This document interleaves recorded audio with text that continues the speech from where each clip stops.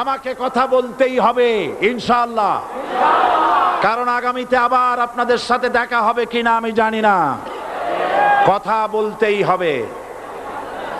বসেন, কেউ দাঁড়িয়ে থাকবেন না। আমি দেখতে পাচ্ছি বাংলাদেশের ভাগ্য আকাশে উত্তর গগনে কালো মেঘ জমা হয়েছে, ঝড়ের পূর্বাভাস লক্ষ্য করছি। যদি মোকাবেলা করতে না পারেন সক্ষম ভাবে, এমন অন্ধকার গাঢ় কালো অমাবস্যার রাত আসতে পারে যার সুবে সাদেক হওয়া অসম্ভব। সুতরাং আপনারা কি কাপুরুষের মতো কাফের মুশরিকদের গোলামি করে মরতে চান? বিড়ালের মতো 500 বছর বেঁচে থাকার কোনো লাভ নাই। সিংহের মতো 1 ঘন্টা বাঁচতে চাই। আমাদেরকে বলা হয় সাম্প্রদায়িক উস্কানিমূলক কথা নাকি আমি বলি। পত্রপত্রিকা দিছে না তারা? সাম্প্রদায়িক উস্কানি কথা, সাম্প্রদায়িক উস্কানিমূলক কথা বলি। সেই জন্যই বোধহয় শত শত মুসলিম আমাদের কাছে এসে মুসলমান হয়। মানুষে আর বোকা বানানো যাবে না। যাবে কি? আর বোকা বানানো যাবে? তারপর বলছে কি? এরপরে বলছে আমাকে বলছে রাজাকার।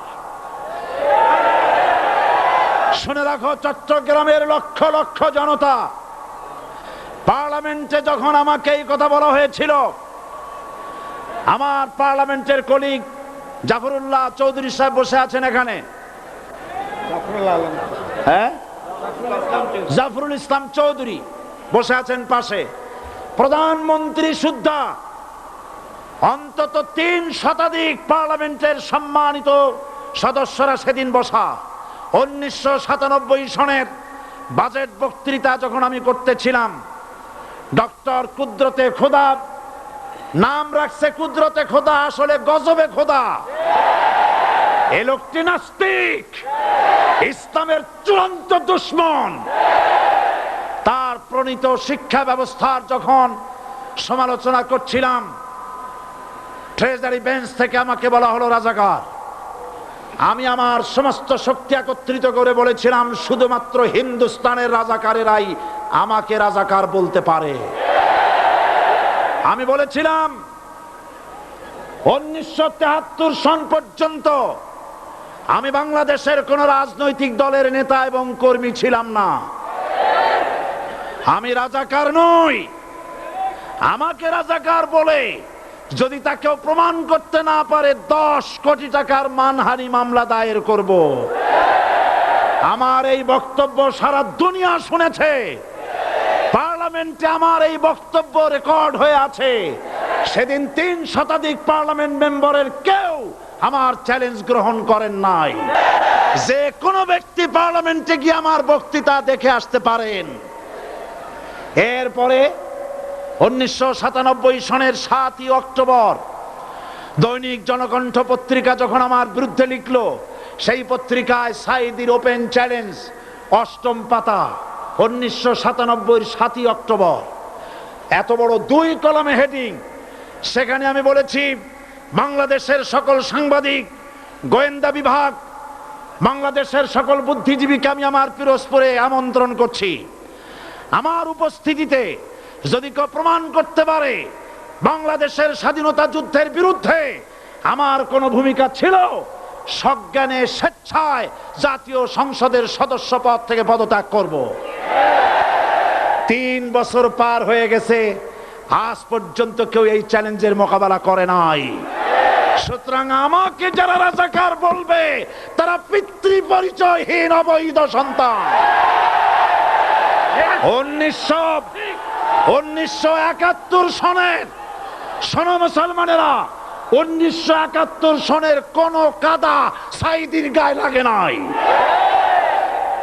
আমাকে রাজাকার বলে জনগণ থেকে বিচ্ছিন্ন করবা, জনগণ থেকে আমারে বিচ্ছিন্ন করা যাবে না।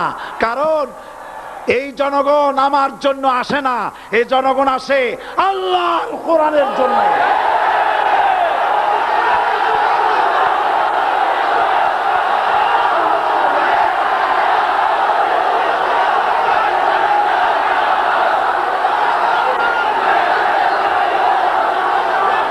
আজকে আর যারা ইসলামের কথা বলে, তারাই রাজাকার, তারাই মৌলবাদী। মৌলবাদী বললে আমরা অসন্তুষ্ট হই না, কারণ মৌলবাদী শব্দটা আসছে মূল থেকে। মৌল শব্দ এসেছে মূল থেকে। মূলবাদী তার মানে যারা মূলে আছে। মূল হলো কোরআন, মূল হলো হাদিস, মূল হলেন আল্লাহ, মূল হলেন আল্লাহ রসুল। আমরা আছি মূলে। এখন বলেন তো মূলের শক্তি বেশি না আগার শক্তি বেশি? আমাদের যারা মৌলবাদী বলে ওরা হলো আগাবাদী। মূলে আছে কত কোটি? 12 কোটি। মূলে আছে কত কোটি?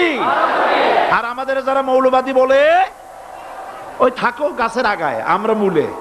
লাফালাফি বেশি করবা না, 12 কোটিতে গাছের গোড়া আসতে নানা দেবে, মামু বাড়ি দিল্লি গিয়ে পড়বা, বাংলার জমিনে জায়গা হবে না। এ কথা বিশ্বাস করো।